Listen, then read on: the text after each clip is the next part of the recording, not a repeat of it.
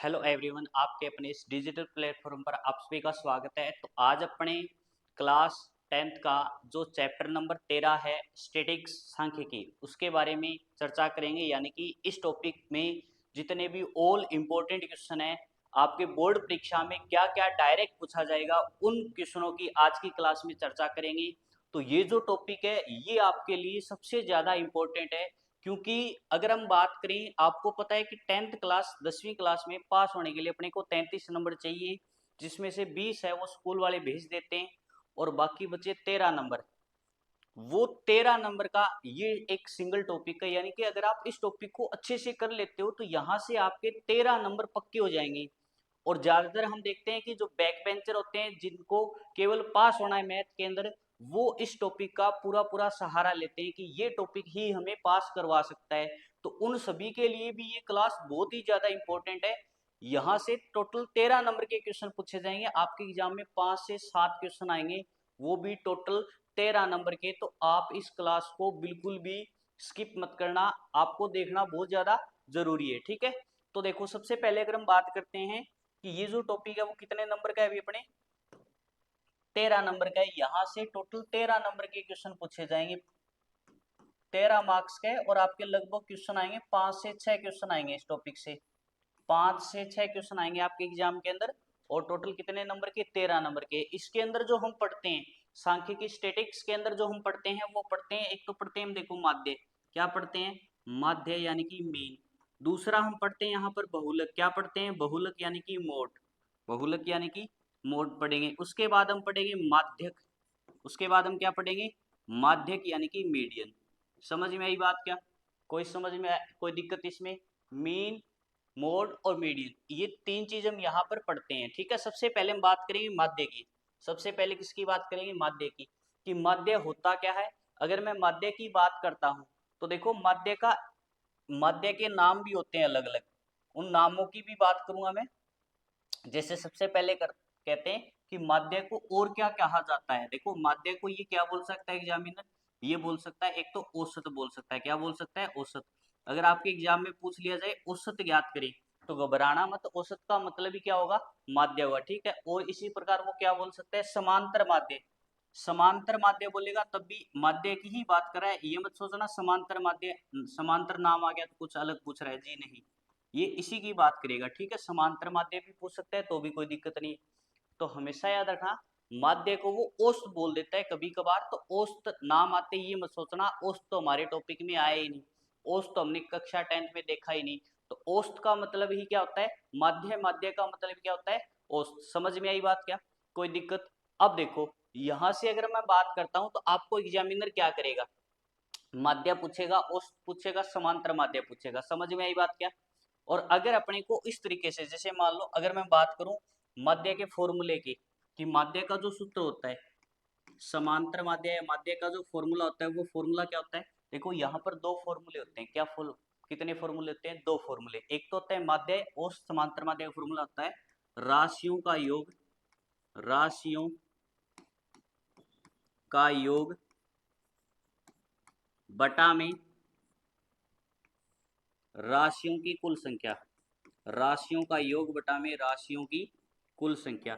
एक तो ये फॉर्मूला होता है, और एक फॉर्मूला होता है समांतर माध्य बराबर, माध्य बराबर एक दूसरा फॉर्मूला क्या होता है, एक फॉर्मूला होता है अपने माध्य का, माध्य का जो दूसरा फॉर्मूला होता है वो होता है sigma F I X I बटा में सिग्मा एफ आई। दूसरा फॉर्मूला ये होता है। देखो माध्य को वैसे तो आप तीन तरीके से निकाल सकते हो, एक होता है प्रत्यक्ष विधि, एक होता है पग विचलन विधि, और एक होता है कल्पित। ठीक है, आप तीन तरीके से निकाल सकते हो, लेकिन अपने को यहाँ पर पास होना है। तो मेरा मेन मोटिव क्या है कि मैं आपको वो चीजें करवाऊं कि यहाँ से कुछ भी बाहर नहीं जाए। और देखो तीनों विधि पढ़ेंगे तो टाइम ज्यादा लगेगा, और अपना टाइम है वो बहुत ही कम बचा है। बोर्ड की परीक्षा है वो 26 को होगी आपकी मैथ की, तो उस हिसाब से मैं आपको करवा रहा हूँ। तो मैं यहाँ पर जो माध्य की बात कर रहा हूँ वो प्रत्यक्ष विधि की बात करूँ। ठीक है, तो प्रत्यक्ष विधि का फॉर्मूला क्या होता है, sigma F I X I बटा में सिग्मा एफ आई। अब आता है सर आपने दो फॉर्मूले बताए, एक फॉर्मूला ये बताया कि माध्य बराबर क्या होता है, राशियों का योग बटा में राशियों की संख्या। दूसरा फॉर्मूला क्या होता है, दूसरा फॉर्मूला होता है sigma F I X I बटा में सिग्मा एफ आई। अब बात यही कि आपको कौन से फॉर्मूले से करना है, आपको कौन से फॉर्मूले से करना है। तो देखो जैसे मैं आपके सामने क्वेश्चन दिखा देता हूँ। अब देखो ये क्वेश्चन दे दिया आपको, बंटन 10 12 8 7 13 का माध्य ज्ञात करें। अब आप कैसे करोगे, तो देखो ये जो तरीका है, जब भी इस तरीके से आपको बंटन दे दे यानी कि संख्याएं दे दे, आपको राशियां दे दे, फिर अपने को माध्य औसत या समांतर माध्य पूछे, तो हमेशा याद रखना तब हम क्या फॉर्मूला लगाएंगे, तब हम फॉर्मूला लगाएंगे कि राशियों का योग बटा में राशियों की संख्या। ये एक टाइप से राशियां ही है, डाटा दे रखा है अपने को, तो ये जो भी डाटा दे रखा है हम क्या करेंगे, अगर अपने को माध्य पूछा है तो हम क्या करेंगे, इन सभी का जोड़ और बटा में। ये जो क्वेश्चन आपका 1 नंबर का क्वेश्चन आएगा, समझ में आई बात, ये जो क्वेश्चन है वो कितने नंबर का आएगा, 1 नंबर का आएगा। तो इसका जो फॉर्मूला होगा वो फॉर्मूला क्या होगा, माध्य या औसत बराबर होता है राशियों का योग बटा में राशियों की कुल संख्या। क्या फॉर्मूला लगाएंगे, यानी कि अपने को इसने क्या पूछा है, माध्य या जो औसत पूछा है उसका फॉर्मूला क्या होगा, इसका फॉर्मूला होगा राशियों का योग, राशियों का योग बटा में राशियों की कुल संख्या।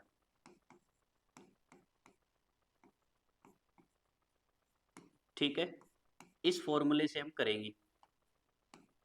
अब देखो कैसे करोगे, सबसे पहले हम राशियां देख लेते हैं। बंटन अपने को क्या क्या दे रखा है, इसने दे रखा है 10 प्लस 12 प्लस 8 प्लस 7 प्लस 13, और बटा में क्या आएगा, बटा में हम देखेंगे टोटल कितनी राशियां हैं, बताओ कितनी राशियां हैं। तो आप बोलोगे सर 1 2 3 4 5, टोटल कितनी है, 5 है। तो बटा में बताओ क्या आएगा, बटा में आएगा 5।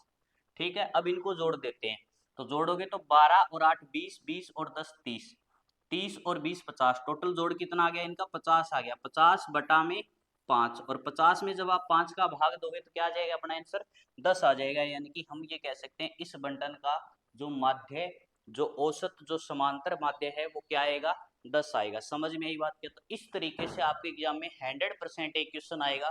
ठीक है, तो आपको क्या करना है, जब भी इस तरीके से बंटन देकर आपको माध्य पूछे तो हम क्या करेंगे, माध्य बराबर लगाएंगे राशियों का योग बटा में राशियों की कुल संख्या, यानी कि जो भी अपने को राशियां दे रखी है उनका जोड़ और बटा में जितनी राशियों की संख्या है उसका क्या दे देंगे, भाग दे देंगे, तो अपना आंसर आ जाएगा। इसी प्रकार मान लो अब ये क्वेश्चन दे दिया जाए, अब इस प्रश्न में क्या है, यदि 6 8 9 x और 13 का माध्य 10 है तो x का मान ज्ञात करो। अब इसने क्या किया, अपने को माध्य दे दिया और राशियों में से एक संख्या पूछ ली।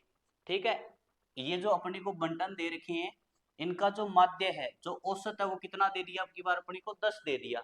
समझ में आई बात, और अपने से क्या पूछा है, x का मान पूछा है। तो बताओ फॉर्मूला क्या होता है, सर माध्य बराबर होता है राशियों का योग बटा में राशियों की कुल संख्या। माध्य बराबर क्या होता है बताओ, माध्य बराबर होता है राशियों का योग, राशियों का योग बटा में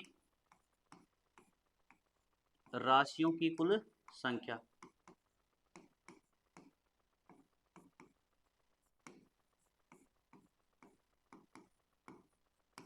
अब क्या करेंगे, देखो अपने को माध्य इसने क्या दे रखा है, अपने को माध्य दे रखा है इसने 10, तो 10 बराबर राशियों का योग, यानी कि जो राशि दे रखी इनका जोड़ करेंगे तो 6 plus 8 plus 9 plus x plus 13, और बटा में टोटल बताओ कितनी राशि है, तो आप बोलो सर टोटल राशियां हैं 5, 3 और 2 5, तो बटा में क्या आ जाएगा 50 आ जाएगा। ठीक है, अब क्या करेंगे, अब ये जो बटा में 5 है वो ये दूसरी साइड जाएगा तो क्या हो जाएगा गुणा में, ये बट्टा वाला 5 दूसरी साइड लेकर जाएंगे तो गुणा में चला जाएगा।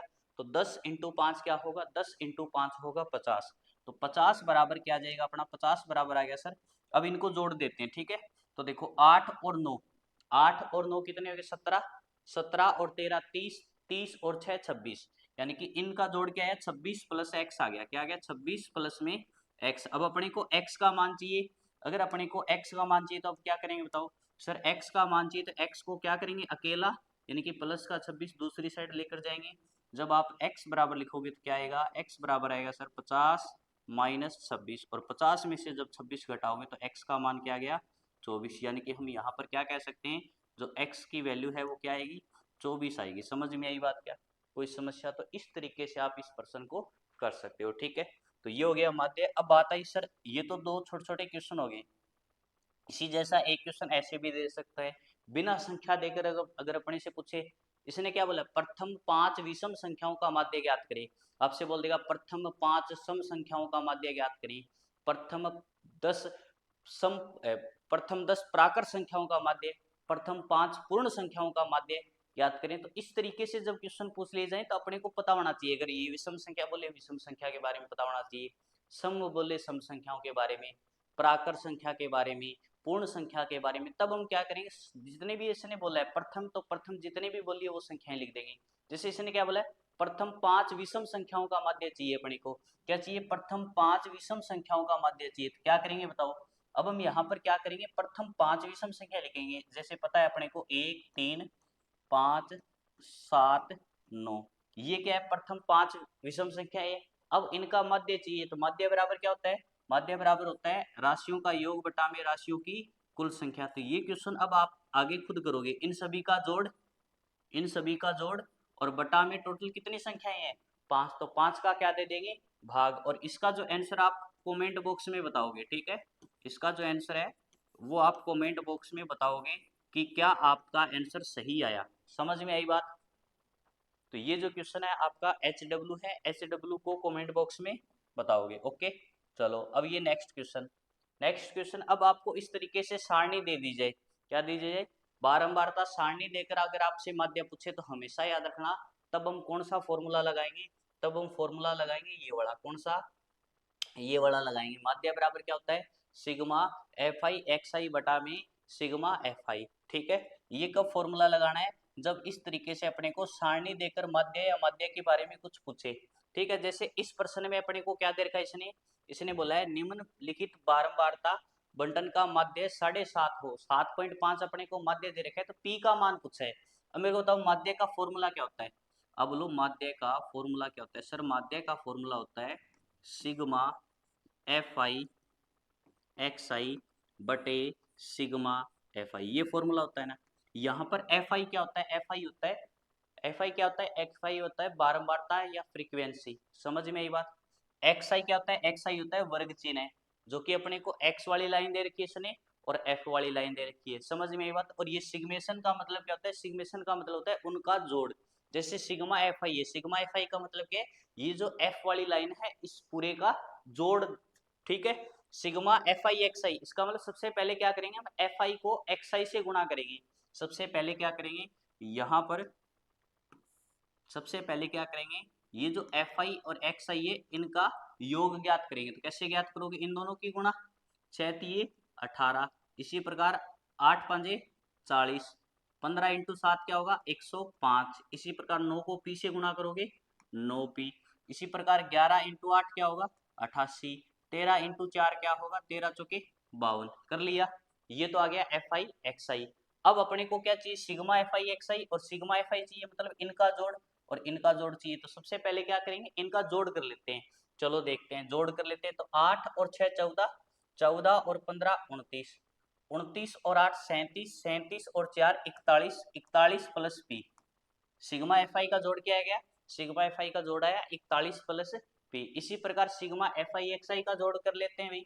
जब आप सिग्मा एफ आई एक्स आई को जोड़ोगे तो देखो 88 और 2 90, 90 और 50 140, ये 140 हो गया, 140 और 100 240 हो गया, 240 और 40 280 हो गया, 280 और 20 280 और 20 कितने हो गए 300, 300 में 3 जोड़ोगे 303 आ जाएगा। ये टोटल जोड़ कितना आया 303 आ गया, समझ गए 303। और प्लस में क्या था, प्लस में था 9p, समझ में आई बात जी सर।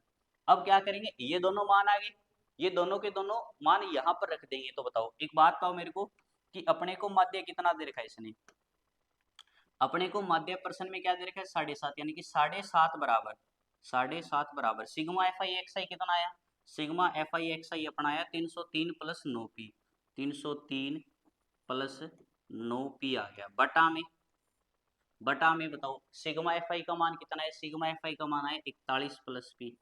अब क्या करेंगे, अब कर देंगे क्रॉस गुणा, क्या करेंगे क्रॉस गुणा कर देंगे, यानी कि 7.5 को 41 प्लस p के साथ क्या कर देंगे गुणा कर देंगे। चलो करते हैं, जब आप 7.5 को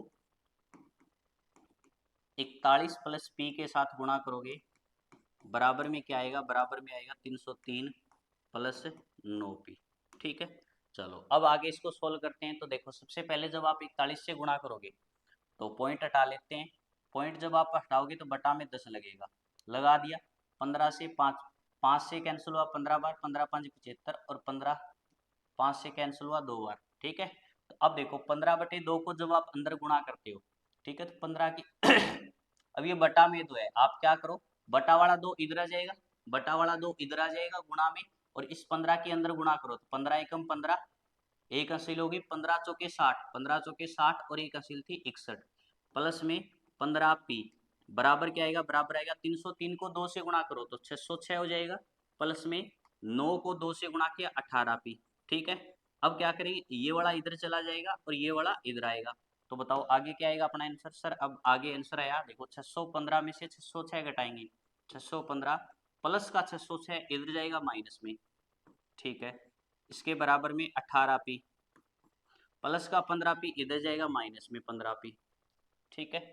अब आगे क्या आएगा बताओ, 18p में से 15p गया, बताओ कितना बचा, 3p बराबर 615 में से 606 घटाओ कितना बचा, 9, तो p बराबर बताओ क्या आएगा, p बराबर आएगा 9/3, और जब आप भाग देंगे तो क्या आंसर आया 3, यानी कि p का मान क्या आ गया, 3 आ गया। तो इस तरीके से एक बड़ा क्वेश्चन 3 से 4 नंबर का आपके एग्जाम में पूछा जा सकता है, जिसमें आपको माध्य देगा, माध्य खुद बताएगा, और उनमें से फ्रीक्वेंसी जो एफआई वाला था उसमें से एक एक डाटा उठा लेगा, अपनी मर्जी से कोई भी वो डाटा गायब करेगा, उस डाटा की जगह पूछेगा क्या आएगा, वो पी हो सकता है, वहां पर वो ए दे सकता है, कुछ भी दे सकता है, उसकी वैल्यू आपसे पूछेगा, लेकिन इससे रिलेटेड आने के पूरे पूरे चांस है, इस जैसा हो सकता है यही क्वेश्चन आपको एग्जाम में देखने को मिल जाए। समझ में ये बात क्या, अगर ये डिटो कॉपी आपके सेम एग्जाम में नहीं मिलेगा तो इस तरीके से आपको क्वेश्चन देखने को 100% मिलेगा, ठीक है। चलो अब हम बात कर लेते हैं इसके आगे, जैसे अपने को इस तरीके से वर्ग अंतराल देकर अगर हमसे क्या पूछ ले, माध्य पूछ ले, तो देखो यहाँ पर जो हम माध्य पढ़ेंगे, इसने पूछा तो कल्पित माध्य, लेकिन मैं सीधा बताऊंगा प्रत्यक्ष विधि से। क्यों बताऊंगा, इसके पीछे रीजन क्या है, इसके पीछे रीजन यही है अपना कि अपने को आना चाहिए ये जो क्लास है वो हर व्यक्ति के लिए, ताकि आप पास हो जाए, ठीक है। कल्पित माध्यम में थोड़ा सा आपको एक्स्ट्रा दिमाग खराब करना पड़ेगा, इससे अच्छा है प्रत्यक्ष विधि। प्रत्यक्ष विधि बिल्कुल आसान विधि है, आपको एग्जाम में सीधा माध्य ही पूछता है हमेशा, और माध्य ही पूछेगा, ठीक है, वैसे नाम नहीं देगा ये। तो सबसे पहले अपने को क्या पूछा है, इसने माध्य पूछा है, क्या पूछा है, माध्य। अब देखो माध्य बराबर क्या होता है, माध्य बराबर होता है sir sigma F I X I बटा में सिग्मा एफ आई। मैंने एफ आई के बारे में तो बताया था आपको, क्या बताया कि एफ आई क्या होती है, सर एफ आई होती है फ्रीक्वेंसी बारंबारता, यानी कि ये तो है एफ आई, ये क्या है अपने पास, ये तो चलो आगे सर एफ आई, ये तो आ गई एफ आई, लेकिन एक्स आई नहीं आई, क्योंकि एक्स आई अपने को निकालनी पड़ेगी, एक्स आई अपने को निकालनी पड़ेगी। तो सबसे पहले क्या करेंगे, इस बारंबारता सारणी से एक्स आई निकालते हैं। कैसे निकालोगे, देखो एक्स आई मैं यहाँ लिख देता हूँ, एक्स आई का फॉर्मूला क्या होता है, अगर आपसे पूछ ले एक्स आई होता क्या है, एक्स आई को मतलब क्या, एक्स आई को कहते क्या है, तो यहाँ पर जो एक्स आई होता है वो होता है वर्ग चिन्ह है, वो क्या होता है, एक्स आई क्या होता है, यहाँ पर वर्ग चिन्ह बोलते हैं, इसको क्या बोलते हैं, वर्ग चिन्ह बोलते हैं, समझ गए।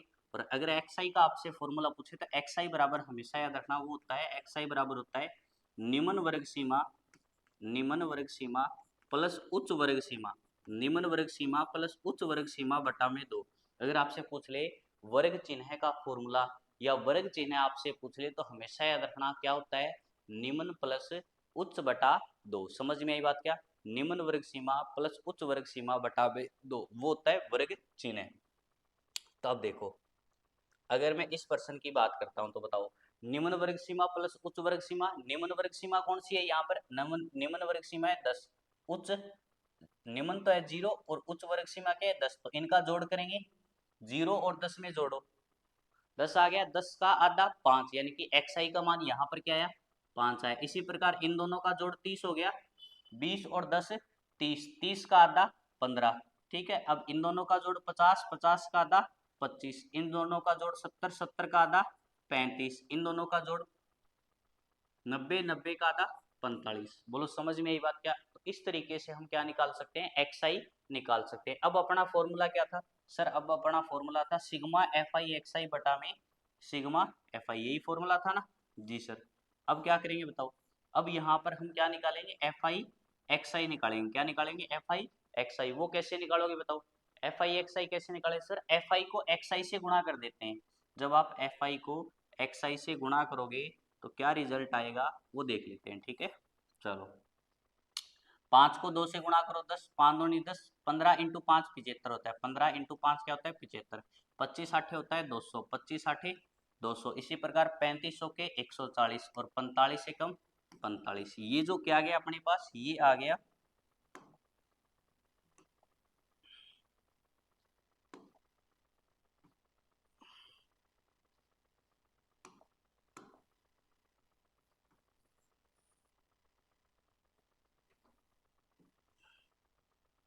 ये अपने पास क्या आ गया सिग्मा एफ आई एक्स आई आ गया, ठीक है। अब अपना फॉर्मूला क्या होता है, फॉर्मूला सभी को पता ही है। फॉर्मूला क्या होता है, फॉर्मूला होता है माध्य बराबर होता है sigma F I X I बटा में सिग्मा एफ आई। तो क्या करेंगे, सबसे पहले हम यहाँ पर जोड़ लेते हैं, एफ आई को जोड़ोगे। सबसे पहले क्या करेंगे, एफ आई को जोड़ लेते हैं, चलो जोड़ते हैं। 4 और 1 5, 5 5 10, 10 और 10 20। एफ आई को जोड़ा, सिग्मा एफ आई का मान क्या गया 20 आ गया। इसी प्रकार सिग्मा एफ आई एक्स आई को भी जोड़ लेते हैं, चलो जोड़ते हैं। अभी क्या जोड़ाएगा, 5 और 5 10 की 0, एक हासिल हो गई 14 और 4 18 और एक हासिल 19, 19 और 20 39, 39 और 10 49, सॉरी 14 और 4 18, 18 और 20 38, 38 और एक 39, ठीक है। 39 और 7, 39 और 7 क्या होता है 46, 46 और एक 47, यानी कि यहाँ पर क्या जोड़ा है 470 आ गया। सिग्मा एफ आई एक्स आई का जोड़ क्या है 470। अब क्या करेंगे, इसके अंदर वैल्यू पुट कर देंगे, इसके अंदर क्या कर देंगे वैल्यू पुट करेंगे। जब वैल्यू पुट करोगे तो बताओ क्या है, इसका जोड़ 470 बटा में 20, जीरो से जीरो कैंसिल। जब आप 47 के अंदर 2 का भाग दोगे तो बताओ क्या आएगा, 2 दूनी 4, 2 तिये 6, दशमलव लगा दिया, 2 पंजे 10, यानी कि 23.5 आएगा। 23.5 यानी कि हम ये बोल सकते हैं उस जो बंटन सारणी दे रखी है अपने को, उसका माध्य क्या आएगा, माध्य आएगा 23.5, ठीक है। तो ये माध्य इस तरीके से अपना हो गया पूरा। अब हम बात करेंगे बहुलक का। तो देखो बहुलक क्या होता है, बहुलक का मतलब होता है अगर अपने को बंटन सारणी दे दी जाए तो उसमें ऐसा नंबर जो सबसे ज्यादा बार आया हो। बहुलक का मतलब क्या होता है, एक ऐसा नंबर जिसके अंदर बंटन अपने को दे रखा है उसमें सबसे ज्यादा बार जो नंबर आता है, बार बार जो आता है, बार बार जो आता है, जिसका बहुत ज्यादा लक है। बार बार कौन आएगा, बहुत लक, जिसका बहुत लक हो ज्यादा वही बार बार आता है, इसका मतलब उसे हम क्या बोलेंगे, बहुलक बोलेंगे। समझ में आई बात क्या। तो बहुलक के बारे में पता चलेगा ना, बहुलक बोलेंगे किसे। जैसे अब बताओ इसमें बहुलक क्या होगा, इसमें बहुलक क्या होगा बताओ। बंटन 7 3 3 4 7 5 1 4 6 2 4।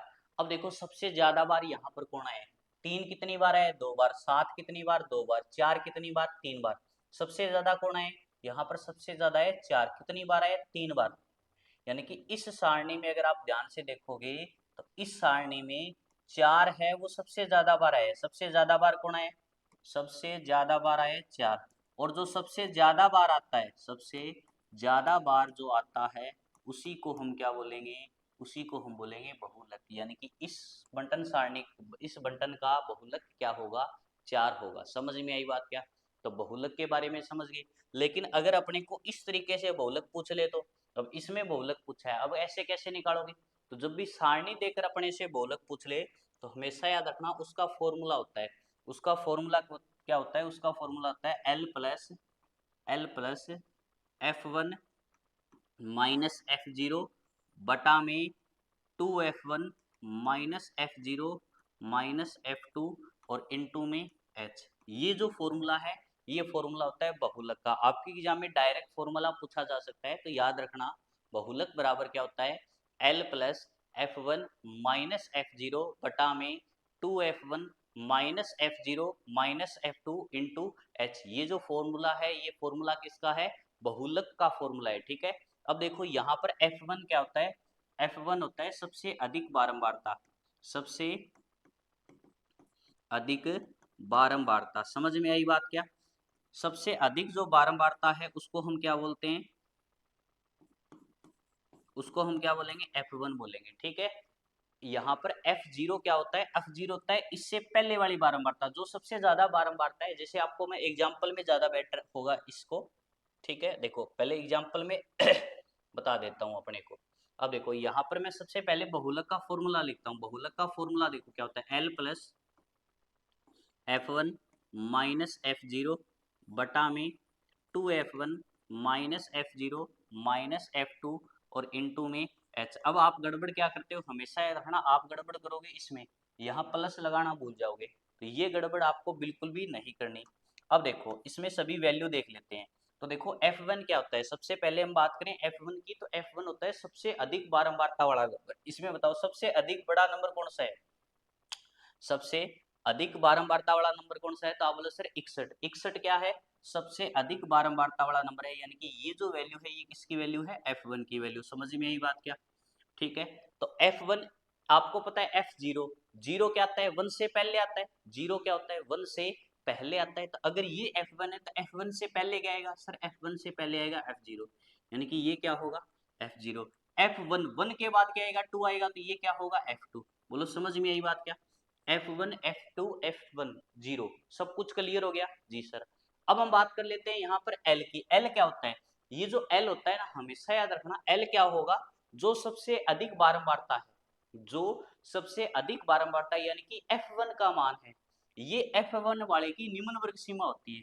सबसे अधिक बारंबारता वाले की निम्न वर्ग सीमा, सबसे अधिक बारंबारता वाले की निम्न वर्ग सीमा, तो मेरे को बताओ F1 क्या है यहाँ पर 61, और इसकी वर्ग सीमा क्या है 60 से 80 के बीच में, तो निम्न वर्ग सीमा क्या होगी 60 होगी, यानी कि यहाँ पर L का जो मान आएगा वो क्या आएगा 60 आएगा। बोलो समझ में यही बात क्या, कोई दिक्कत। और ये जो H होता है, ये H क्या होता है, H होता है वर्ग अंतराल। H क्या होता है, वर्ग अंतराल होता है, बीच के जो गैप का, ये जो वर्ग अंतराल चल रहा है इनका जो डिफरेंस होता है, इसी को हम क्या बोलते हैं, H बोलते हैं। बताओ कितने का डिफरेंस है, 20 का, यहाँ भी 20 20 20 20 20, सभी जगह डिफरेंस 20 20 चल रहा है, यानी कि H का मान क्या होगा 20 होगा।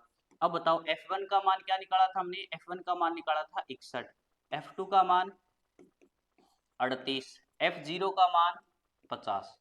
अब ये सभी के सभी वैल्यू, सॉरी 52, ये सभी के सभी मान क्या कर देंगे इसके अंदर रख देंगे, ठीक है। चलो रख दें, सबसे पहले L का मान रखेंगे, तो L का मान कितना है, सबसे पहले L का मान रखते हैं। L का मान कितना है, L का मान है 60 प्लस F1 का मान कितना है, F1 का मान है 61 माइनस F0 का मान क्या है 52, F0 का मान क्या है 52 इंटू 2 गुणा F1 का मान 61 माइनस F0 का मान 52 और F2 का मान 38 और इंटू में H का मान, अंतराल के अंतराल दे रखा है अपने को 20 20 का, बिल्कुल सही है ना मान, एक बार चेक कर लेते हैं। F2 38 है, ठीक है, 1 61 0 52 60 20, ठीक है।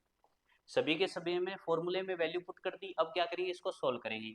तो मेरे को बताओ 60 प्लस 61 में से 52 घटाओ, कितने बचे 9 बटा में 61 इंटू 2 क्या होता है 122 होता है, माइनस 52 और 38, 38 और 2 40 और 50 90, और इंटू में क्या आएगा, ये इंटू केवल इस नंबर ब्रैकेट के होता है 20, ठीक है।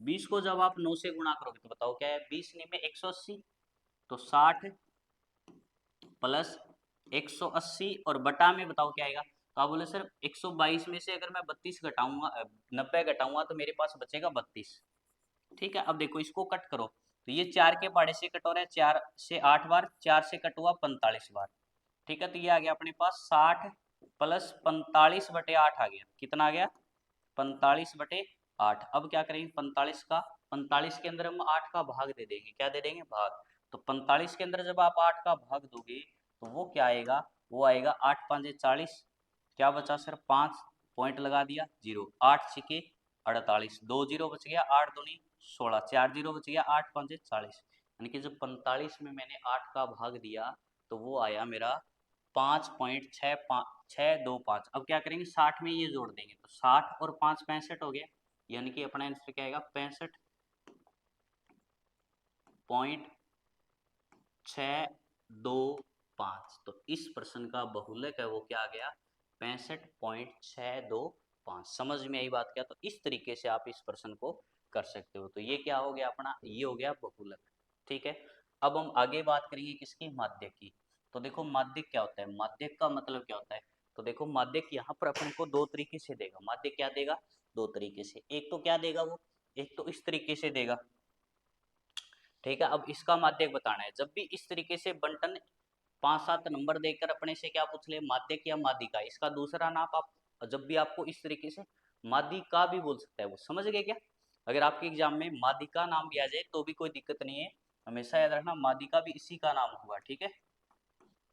जैसे आप सोचो सर माध्यक तो बताया था, मादिका नहीं बताया, तो हमेशा याद रखना इसको वो मादिका भी बोलता है तो मादिका भी बोलेगा, कोई दिक्कत नहीं है। तो हमेशा याद रखना जब भी इस तरीके से नंबर देकर माध्यक या मादिका पूछे तो सबसे पहले क्या करेंगे, सबसे पहला काम होगा ये जो बंटन सारणी है इसको हम आरोही क्रम में लिखेंगे। क्या लिखेंगे? आरोही क्रम में लिखेंगे। सबसे पहले बताओ क्या करेंगे, इस बंटन सारणी को हम क्या लिखेंगे? आरोही क्रम में लिखेंगे। आरोही क्रम का मतलब क्या होता है? बढ़ता हुआ क्रम। आरोही क्रम का मतलब क्या होता है? संख्याओं का बढ़ता हुआ क्रम। तो बताओ सबसे पहले यहाँ पर क्या आएगा सर? सबसे पहले आएगा 3, उसके बाद 4, 4 के बाद 5, 5 के बाद 6, फिर 7, फिर 8 और फिर 9। लिख दिया। ये सभी के सभी नंबर बढ़ते क्रम में लिख दिए जी सर। अब बढ़ते क्रम में लिखने के बाद दूसरा स्टेप क्या होता है, यहाँ पर हमेशा याद रखना जो ये मादिका होता है इस आरोही क्रम में जो हमने संख्याएं जो सीरीज लिखी है उसका बिल्कुल मध्य, जो मध्य का पद होता है वही अपना क्या होता है? माध्यक या मादिका होते हैं। हमेशा याद रखना यहाँ पर जो अपना आंसर आएगा वो क्या आएगा? मध्य वाला पद। मध्य वाला जो पद होगा उसी को हम क्या बोलते हैं? मादिका या माध्यक। अब मेरे को बताओ टोटल पद कितने हैं? तो आप बोलोगे सर यहाँ पर टोटल है 1 2 3 4 5 6 7। अब अगर टोटल 7 है तो 7 में से अगर हम बात करें, अगर मैं 7 में से बात करूं तो 3 मैंने इस तरफ छोड़ दिए, ठीक है, और 3 मैंने इस तरफ छोड़ दिए, तो जस्ट बीचों बीच वाला नंबर बताओ। जस्ट इस श्रृंखला के बीचों बीच नंबर कौन सा है? जस्ट इसके बीचों बीच है सर 6। जस्ट इसके बीचों बीच क्या है? 6। तो ये 6 ही अपना क्या होगा यहाँ पर? आंसर होगा। इस 6 को ही हम क्या बोलेंगे? इस 6 को ही हम क्या बोलेंगे? माध्यक या मादिका बोलेंगे। बोलो समझ में आई बात क्या? अगर अपने को जब भी इस तरीके से श्रृंखला दे दी जाए तो हम क्या करेंगे? सबसे पहले इसको आरोही क्रम में लिखेंगे। आरोही क्रम में लिखने के बाद जो बिल्कुल बीच वाला नंबर होगा, जो बिल्कुल बीच वाला नंबर होगा उस बीच वाले नंबर को ही हम क्या बोलेंगे? माध्यक या माध्यिका बोलेंगे। समझ गए? कोई दिक्कत इसमें? इससे रिलेटेड एक क्वेश्चन आएगा। अब मान लो अगर आपके सामने ऐसा क्वेश्चन दे दिया जाए तब, अब ये भी माध्यक वाला ही है तो क्या करेंगे? सबसे पहले इसको बढ़ते क्रम में आरोही क्रम में लिखेंगे। तो मैंने लिखा 1, उसके बाद 2 3 4 5 7 लिख दिया। अब मैंने क्या बताया? माध्यक का मतलब होता है जस्ट बीचों बीच। अगर आप ध्यान से देखोगे यहाँ पर टोटल 6 पद है। कितने पद है? 6। और 6 में गड़बड़ क्या होती है? 6 में गड़बड़ ये होगी सर 3 यहाँ से छोड़ दिए, 3 यहाँ से छोड़ दिए, बीच में तो कुछ है ही नहीं। बीच में तो कुछ है ही नहीं। क्या इसका मतलब अगर बीच में कुछ है ही नहीं तो क्या इसका मतलब माध्यक इसमें नहीं होगा? जी होगा। अगर देखो अगर केवल बीच में एक नंबर हो तो वही अपना आंसर होता है। अगर बीच में केवल एक नंबर हो तो वही अपना आंसर होता है। लेकिन अगर बीच में एक नंबर की बजाय 2 नंबर आ जाए, जैसे हम ये भी तो कह सकते हैं इसके जस्ट बीचों बीच 3 और 4 है। अगर बीच में 2 नंबर आ जाए तो हमेशा याद रखना अगर अपने पास लगातार सम संख्या में हो टोटल तो बीच में कुछ नहीं होगा, और बीच में अगर कुछ नहीं हो तो बीच में 2 पद होंगे, तो वहां पर जो माध्यक होगा वो क्या होगा? ये जो मध्य के 2 पद हैं, मध्य के 2 पद हैं, इनका जोड़ प्लस बटा 2। हम क्या करेंगे?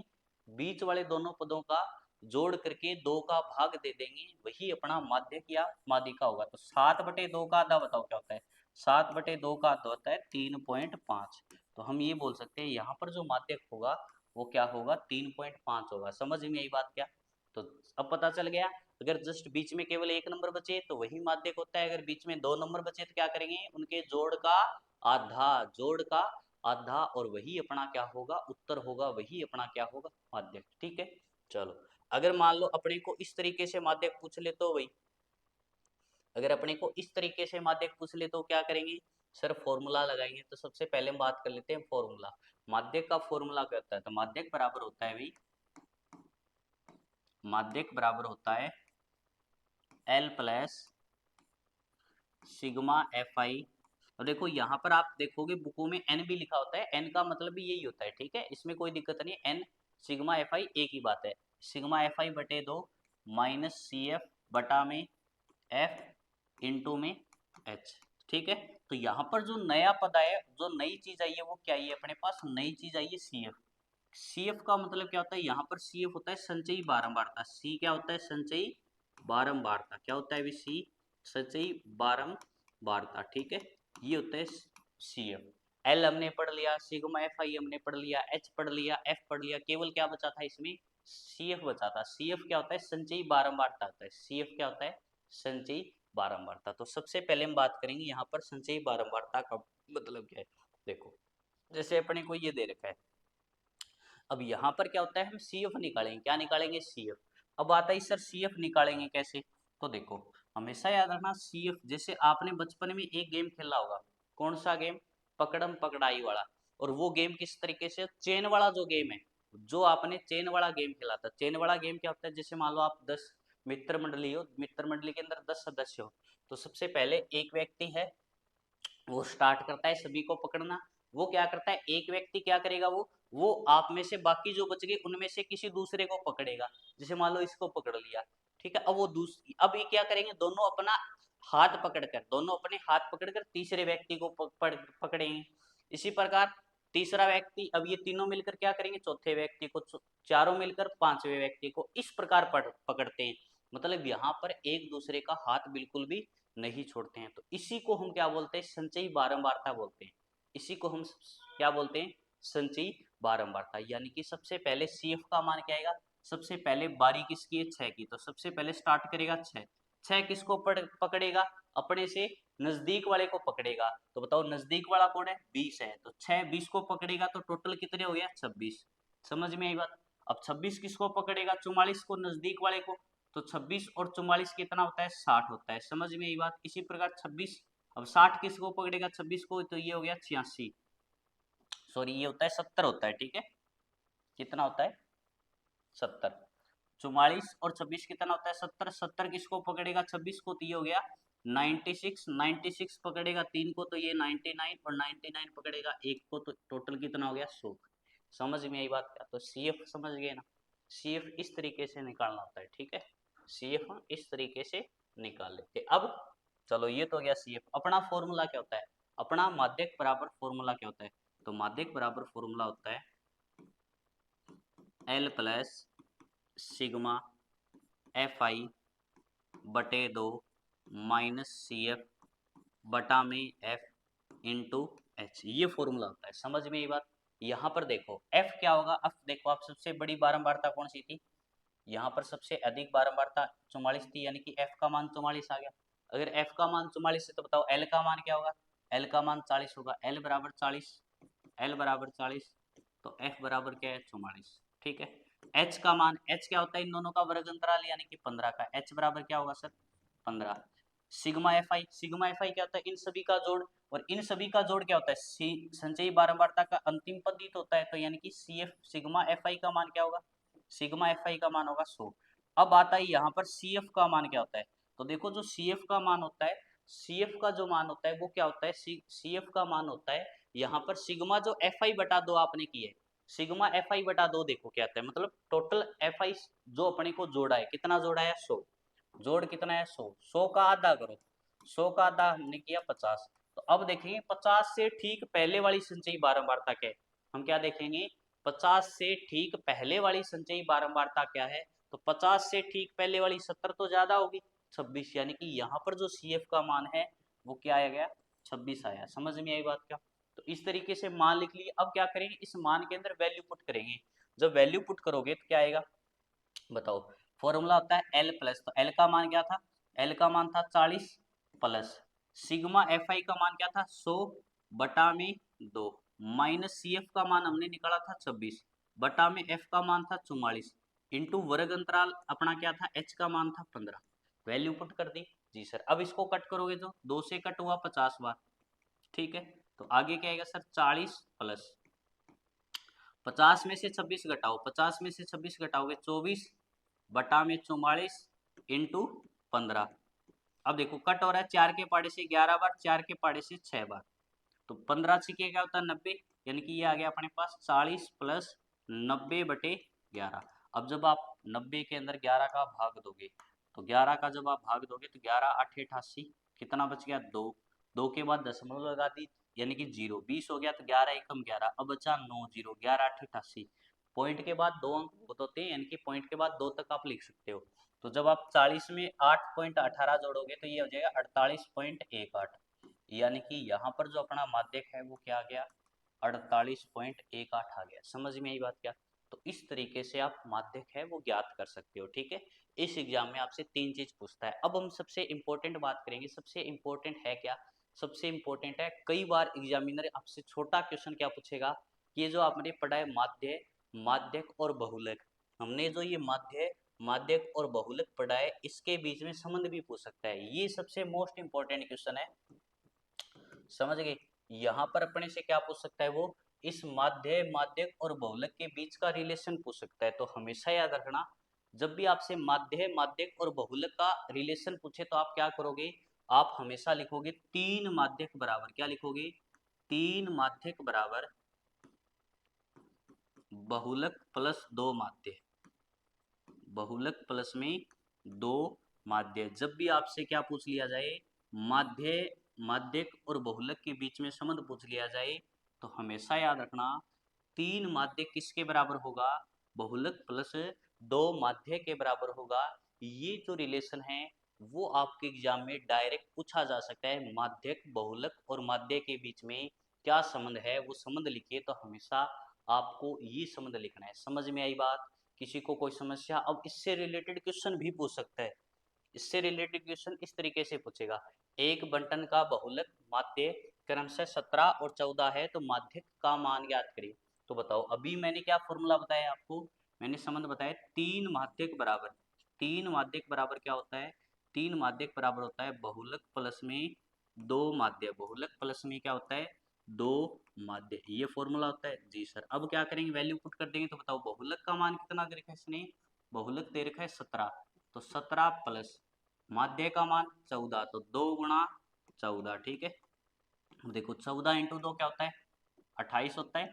28 और 17, जब आप 28 को 17 में जोड़ोगे तो क्या आएगा, 28 और 7, 28 और 7 35 और 10 45, यानी कि अपना 3 माध्यक बराबर क्या आ गया, 45 आ गया। तो बताओ माध्यक बराबर क्या आएगा, माध्यक बराबर आ जाएगा 45/3, माध्यक बराबर क्या आएगा, 45/3, और 45 में जब आप 3 का भाग दोगे तो वो आएगा 15, यानी कि अपना आंसर क्या आ गया, 15 आ गया। तो जब भी इस तरीके से क्वेश्चन भी दे तो आप कर सकते हो। ठीक है, आपको माध्य, माध्यक, बहुलक में से 2 वैल्यू देगा, तीसरी वैल्यू पूछ लेगा, तो ये आप रिलेशन, ये फॉर्मूला लिखकर आप क्वेश्चनों को कर सकते हो। समझ में आई बात?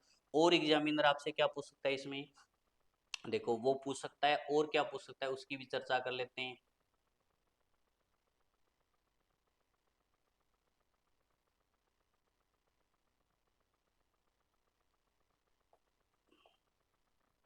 और वो आपसे क्या पूछ सकता है इसमें, और वो आपसे पूछ सकता है वर्ग चिन्ह के बारे में।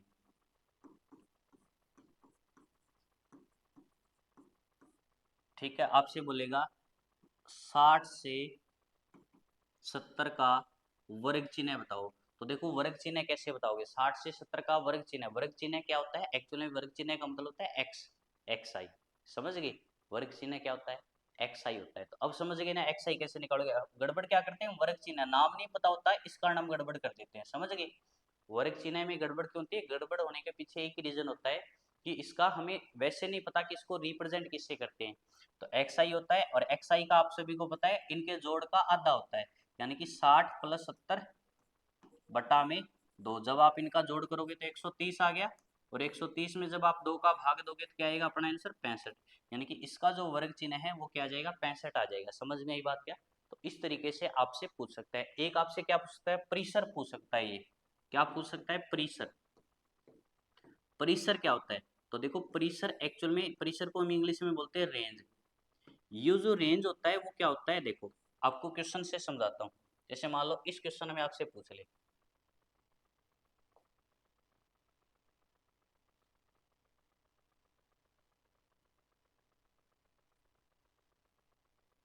जैसे मान लो ये क्वेश्चन है, अब इस क्वेश्चन में आपसे पूछ ले कि बताओ इसकी परिसर क्या है, रेंज क्या है। अगर मान लो इस क्वेश्चन में आपसे क्या पूछ ले, परिसर पूछ ले, अगर इस प्रश्न में आपसे परिसर पूछेगा तो परिसर बराबर क्या होता है, हमेशा याद रखना, जो भी अपने को सारणी देगा, जो भी श्रृंखला देगा, परिसर का मतलब होता है सबसे बड़ा नंबर, बड़ी संख्या में से छोटी संख्या अगर आप घटा दोगे तो वही क्या होगा, परिसर होगा। समझ में आई बात क्या? अगर आप बड़ी संख्या में से छोटी संख्या अगर आप घटा देते हो तो वही क्या होता है, परिसर होता है। तो बताओ सबसे बड़ी संख्या इसमें क्या है, सबसे बड़ी संख्या है 13, सबसे बड़ी संख्या क्या है 13, सबसे छोटी संख्या क्या है 7, और 13 में से जब आप 7 घटाओगे तो क्या बचा 6, 6 इसका क्या होगा परिसर यानी कि रेंज होगी। समझ में आई बात क्या, कोई समस्या? तो ये जो टॉपिक है ये टॉपिक हुआ अपना कंप्लीट। यहाँ से आपके टोटल 13 नंबर के क्वेश्चन पूछे जाएंगे, 5 से 6 क्वेश्चन आएंगे, और मैंने पूरा का पूरा चैप्टर आपको 45 मिनट के अंदर पूरा करवा दिए। तो इससे बाहर कुछ नहीं जाने वाला, बस केवल और केवल इनसे रिलेटेड आप क्वेश्चनों की प्रैक्टिस कर सकते हो, या फिर इसी क्लास को आप वापस एक बार और रिपीट कर सकते हो। जब तक आपको समझ नहीं आ जाए, जब तक आप बार बार इसको रिपीट करते रहिए, और मेरा विश्वास है कि आप अगर आप ढंग से पढ़ोगे, खुद क्वेश्चन निकालोगे, तभी आपको 100% आएंगे। ठीक है, तो नेक्स्ट क्लास के अंदर नेक्स्ट चैप्टर लेकर आएंगे, जो भी चैप्टर होगा उसमें भी ऑल इंपॉर्टेंट क्वेश्चन करवाएंगे। ठीक है, तो आज के लिए इतना ही। थैंक यू, धन्यवाद।